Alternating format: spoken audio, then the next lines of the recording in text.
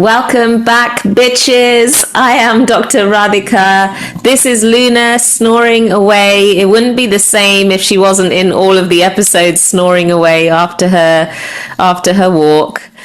I am gonna be hitting you straight away with a truth bomb, which is this. Holding space or creating space is one of the most overused but also underskilled concepts in the coaching space. And the truth is that creating space for somebody's growth and for their healing is so much more complex, so much more nuanced than you think it is from what is shared on Instagram. If you have ever felt drained, this is whether you are already holding space for other people in a professional capacity as a coach, or if you just hold space for people in your life, if you've ever felt drained, overwhelmed, or responsible for somebody else's journey, then this episode is for you. In this situation, you weren't actually creating space. What you were doing was taking responsibility for their stuff, taking responsibility for their path. I remember in the early days of coaching, of the spiritual psychologist, when I would hold people through these deep transformational journeys, I would feel this huge triggering in my body from people's journeys because I felt so much responsibility for them. And some clients that I was working with were in a really, really tough place emotionally. I felt concerned about their well-being. I felt concerned about their journeys. And it really did take a toll on me. It took a toll on my business because I really felt like I can't support people like this. I can't support any more clients. And so therefore I have to cap the number of people that I'm supporting, right? Because I can't hold it all. That was what was coming through. So it really took this strain on me and it created this deep sense of burnout. And in the process of that burnout, it also meant that I couldn't grow my business. There was this resistance to growing it in case I was then working with more clients who needed deeper support. And so there was this subconscious block in terms of growing my business because it felt like if I grew it, then it would just be too much. There is a distinct difference between being a helper and being a space holder. When you are a helper, you are in the role of fixing. When you are a space holder, you are in the space of freeing. There is a distinct difference between the two identities that you are holding. When you are a helper, you are going to rush towards solutions. You are going to rush towards fixing. Your ego is going to kick in and be like, I want to solve this problem. As a result, you are going to get pulled into the client's emotions. You are going to potentially get pulled into the intensity of what they are moving through. And you are also going to feel this huge responsibility of making your client feel better. And if they don't feel better, you're going to feel like you have failed. With all of this pressure on your shoulders, and I can feel it just speaking into it, you are going to collapse. Because that is a lot of pressure to hold, right? To be holding essentially somebody else's life journey in your hands, on your shoulders. The space holder, on the other hand, is rooted. They are centered in their own body. When you are a space holder, a skilled space holder, you root yourself first and then you respond. When you are a space holder, you learn to hold a grounded field for your client, for them to lean into. When you are the space holder, you trust your client's capacity rather than not trusting it. When you don't trust your client, you will continuously be checking in on them. You will be continuously trying to save. You will be continuously saying, "Are you okay? Are you okay?" rather than trusting their journey and process. When you are a space holder, you are not merging and intertwining yourself with the client's emotions. You are staying anchored and rooted and allowing for the exploration of what is arising for them.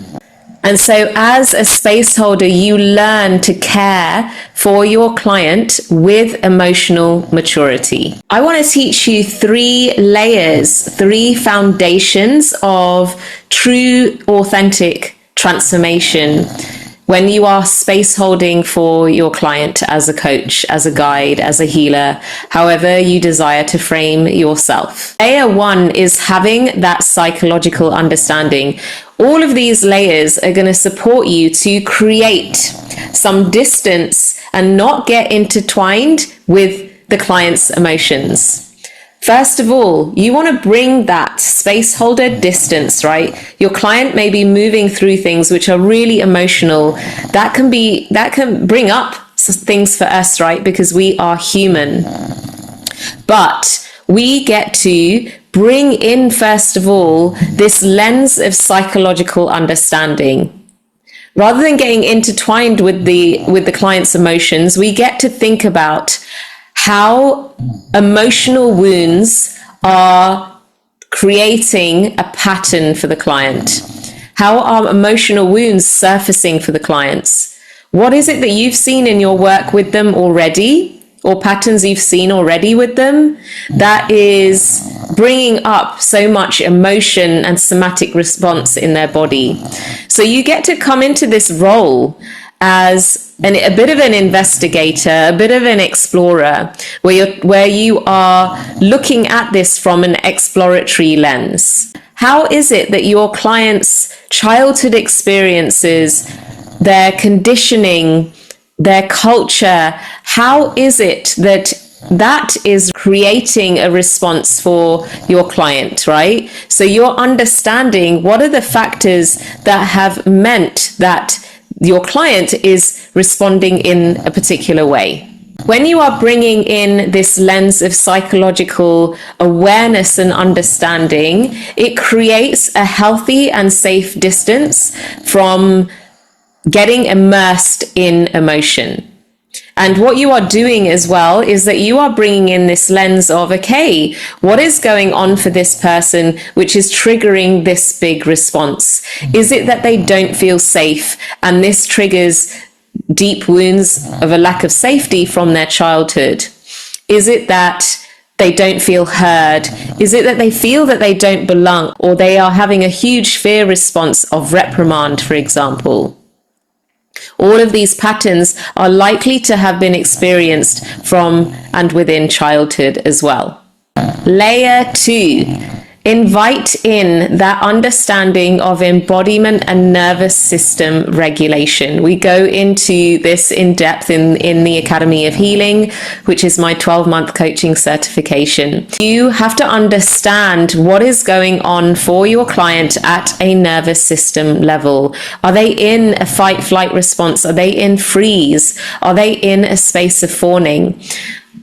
Understanding what your client's nervous system capacity is and being able to then guide and support with that awareness and knowledge is going to really help you to guide the session that you are in. For example, I know that I have clients who can get really emotional, but their nervous system actually, and their capacity within their nervous system is actually pretty stretched and expanded. So despite the emotion that they're bringing, I can also challenge them. I have other clients who are actually in a really burnt out, fragile, extremely vulnerable place where what they need is far more gentleness. What they need is some gentle exercise to bring them back into some rooted safety in their body. So when you have that understanding of your client, and when you have an understanding of nervous system capacity awareness, then that is going to significantly impact how it is that you are responding to what your client is bringing. This is why initial assessment is also really important. In the Academy of Healing, for example, I guide you through questions, pre-sessions, pre-coaching questionnaire. You can share with your client, get the information that you need about their experiences so that you can support them better, so that you can support them in deeply powerful ways. Layer 3 is spiritual and energetic integration. What do I mean by this? That's a lot of fancy words, right? So what I am talking about here is something so much deeper. The journeys that you are taking your clients on, and I have shared this before in past episodes, I share it a lot in my work with students. The journeys that you're taking people on are not just between you and them. When we bring in the spiritual realms, we have to understand that the vessel that you are creating is actually a spiritual vessel, and you are a vessel of guiding the space for the client in the 3D reality, right? But you are actually supported at a wider dimensional plane, at a wider spiritual plane. So your work is supported. When I am working with clients from the very beginning, I am trusting that they are being guided along the path that they are meant to be on, right? They're being guided and moved and shifted, having experiences which may feel deeply triggering, but are guiding them to a better place in their path. I am here to support them as they are navigating these paths, right? So it might be, for example, that somebody is in a really toxic relationship, and I can see that. I can see all the red flags, right?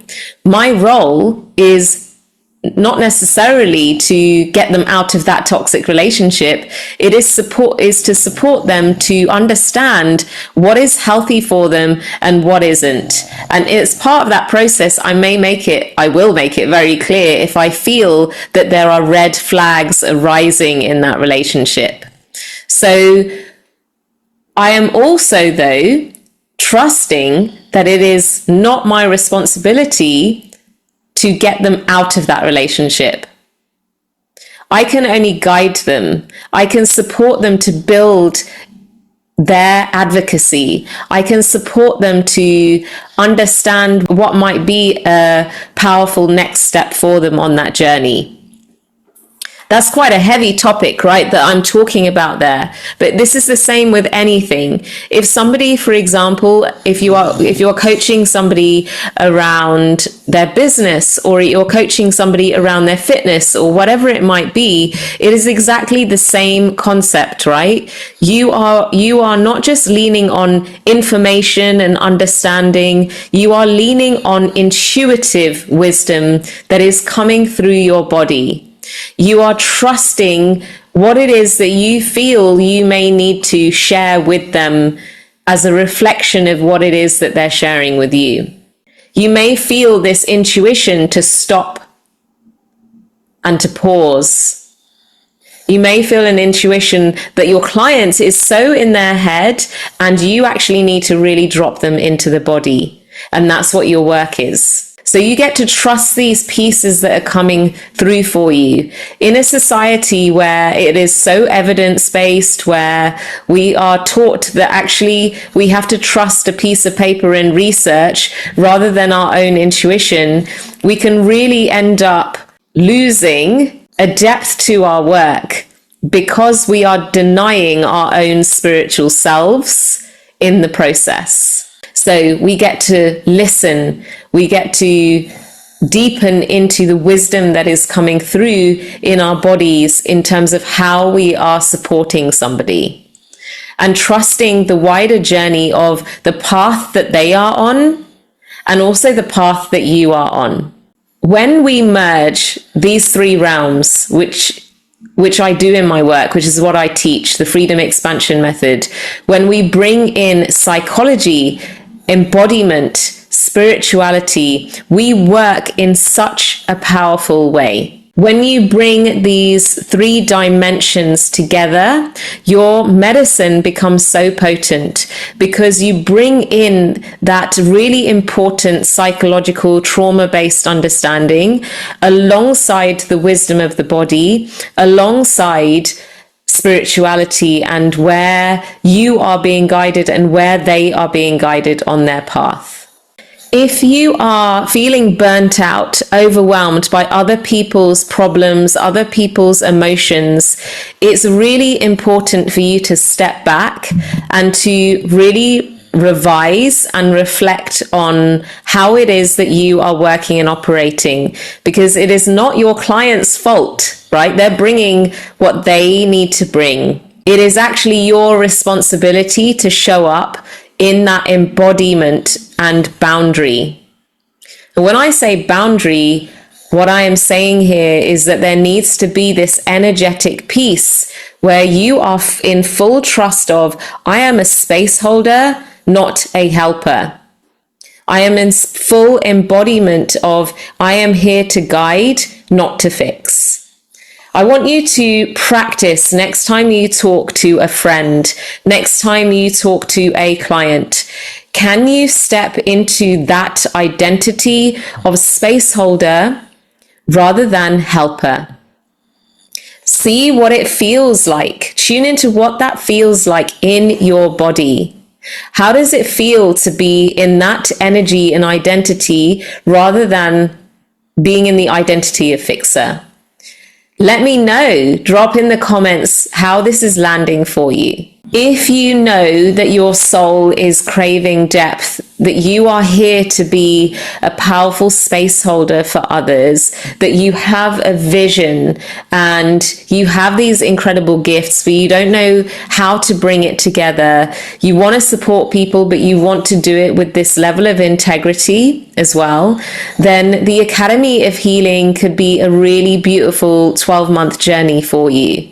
If you know that your work is supposed to be more than mindset hacks, and that you want both the lenses of psychology, but also the wisdom of the body and the spiritual lens in your work, if you want to combine all three realms together, I am going to show you exactly how to do that in the Academy of Healing, through teachings, through accessible teachings over the whole year, through going on our own inner journey as leaders, right? As guides, as potent wisdom keepers. We're going to have our own embodiment journeys every month so that you can feel what is arising for you in your own work, in your own life, right? And that you don't avoid your own inner work in the process of helping others. We're going to have deep coaching in the space.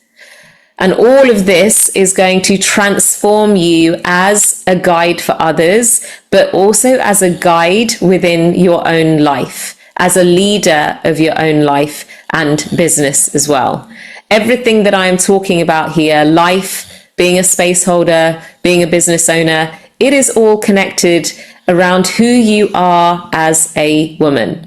This is exactly the work that we are doing in the Academy of Healing. Our next cohort starts in January 2026, and the early bird doors are open. There are only 20 spaces in this cohort because I love to keep this space intimate. Drop me a message or email me, and you can put in your application to see if this is the right fit for you.